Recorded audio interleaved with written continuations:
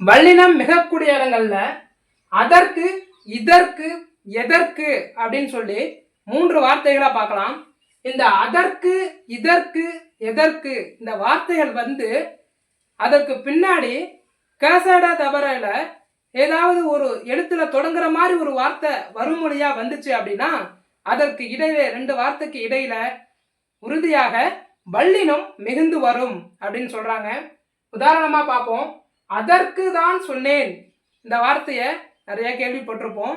நம்ம சொல்லல அப்படின்னாலும் கூட நம்மளை சுத்தி இருக்கிறவங்க, சுற்றத்தார்கள், உறவினர்கள், நண்பர்கள் அப்படின்னு பக்கத்து வீட்டில் இருக்கிறவங்க இவங்கெல்லாம் இந்த வார்த்தையை நிறைய சொல்லுவாங்க.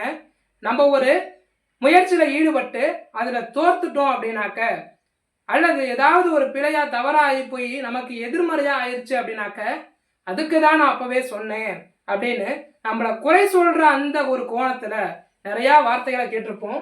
அதற்கு தான் சொன்னேன் அப்படின்னு. இந்த அதற்கு அப்படிங்கிற வார்த்தையை தொடர்ந்து தான் அப்படின்னு வரும்போது இந்த கசட தபர அப்படின்னு சொல்லி வல்லின எழுத்துக்கள்ல தொடங்கக்கூடிய ஒரு வார்த்தையா இருக்கிறதுனால இந்த 2 வார்த்தைக்கு இடையில வல்லினம் மிகுந்து வரும். அதற்கு இத், அதற்கு தான் சொன்னேன். அடுத்த வார்த்தை பாருங்க. எதற்கு தேர்வு? இந்த கேள்வி எல்லாரும் மனசுலயும் இருக்கும். எதற்கு தேர்வு?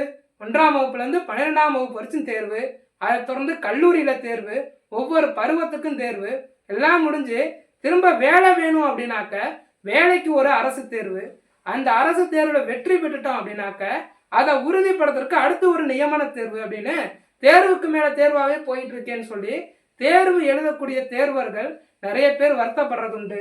எதற்கு தேர்வு அப்படின்னு.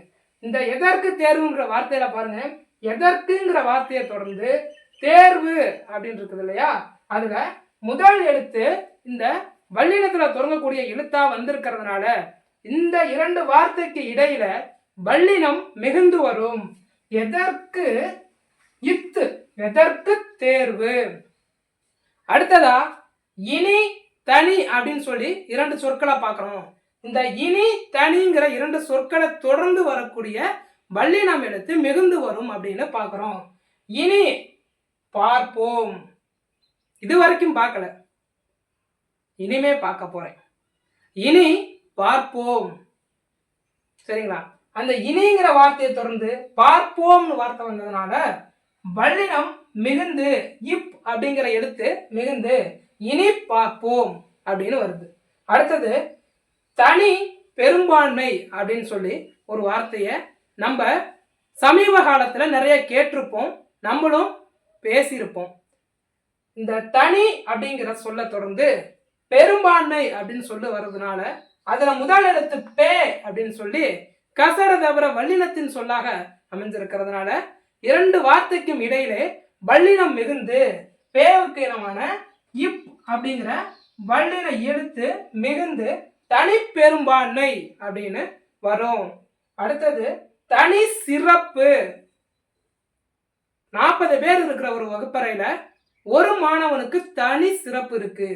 ஏன் அப்படின்னா ஒன்னு அவன் நல்லா படிக்கிறவனா இருக்கலாம், இல்ல நல்ல திறமை வாய்ந்தவனா இருக்கலாம். இங்க தனி திறமை கூட எழுதலாம். கூடுதலா வார்த்தை தனி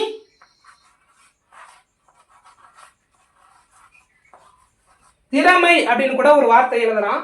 இங்கேயும் பார்த்தோம் அப்படின்னாக்க வல்லினம் மிகுந்து வரும். தனி அப்படிங்கிற ஒரு சொல்ல தொடர்ந்து சிறந்த அப்படிங்கிற சொல் வந்ததுனால 2 வார்த்தைகளுக்கும் இடையில அதற்கு இனமான இச் அப்படிங்கிற வல்லின எழுத்து மிகுந்து வரும். தனி திறமையிலையும் இத் அப்படிங்கிற வல்லின ஒற்று மிகுந்து தனித்திறமை அப்படின்னு வரும்.